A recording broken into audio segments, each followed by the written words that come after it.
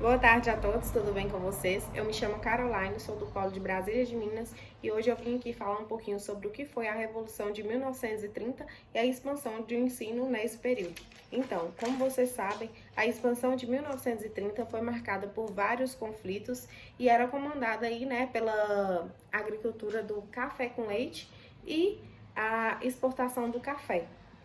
Então, algumas condições políticas dificultaram as mudanças na educação devido devido à aprovação política, né, que dependia aí dos grandes políticos dessa época e também da exportação do café. É, por isso, nesse período já enfrentavam as mudanças políticas. A partir daí começaram os conflitos nessa década, que foi aí, o conflito armado, que marcou ainda mais essa revolução de 1930, que foi um conflito armado entre os militares, a educação e também movimentos sociais. Tudo começou com o Estado Novo, né, que foi o governo de Getúlio Vargas, que a Primeira República foi marcada por grandes conflitos, como eu havia dito antes, foi marcada por grandes conflitos sociais, políticos e na área da educação. Na década de 1930, a política era voltada para o café e para a sua exportação do café com leite, da política do café com leite.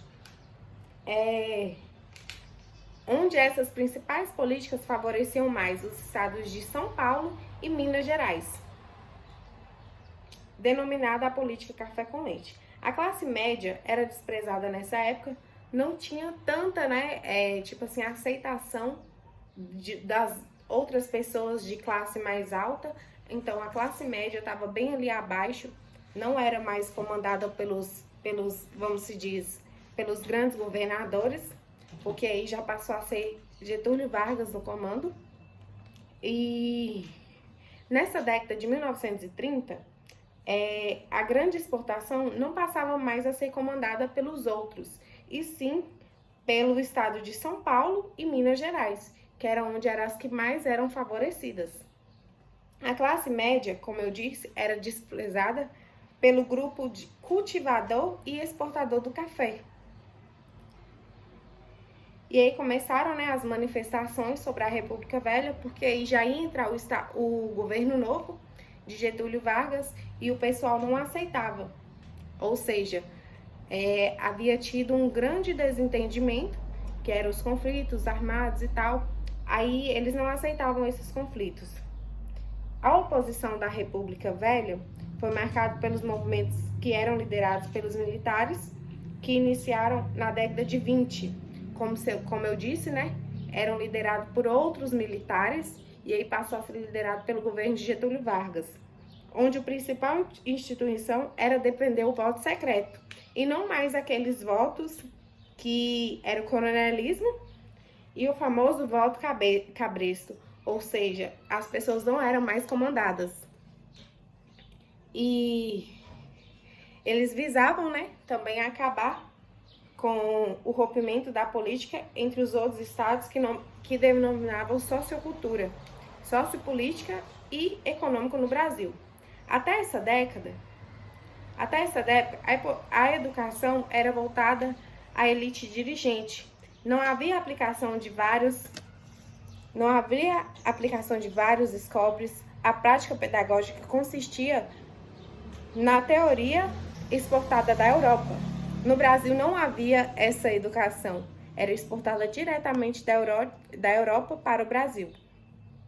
O governo de Washington Luiz, em São Paulo e Minas Gerais, começaram a apresentar divergências, onde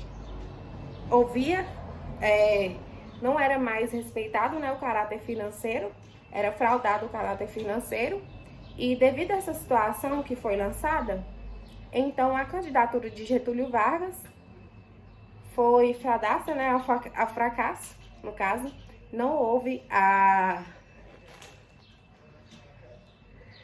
presidência, e aí quem candidatou foi João Pessoa, que ganhou a presidência nessa época, e eles comandavam a chamada Aliança Liberal, partido onde eram postos os partidos políticos.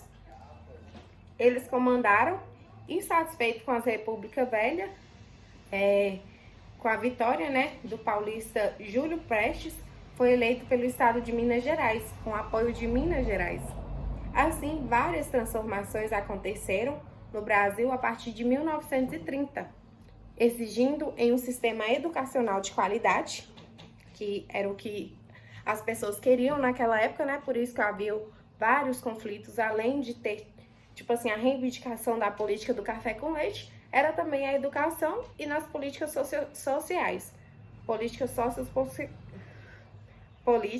socioculturais. A partir daí surgiu a criação de novos órgãos administrativos, entre eles o MEC, o Ministério da Educação e da Saúde. Enfim, a revolução dessa época foi em todo o território nacional, onde as pessoas visavam mais a exportação do café, né? Que eles não queriam que abrangisse, e também a política que seria a sociocultural e na educação, na área da educação.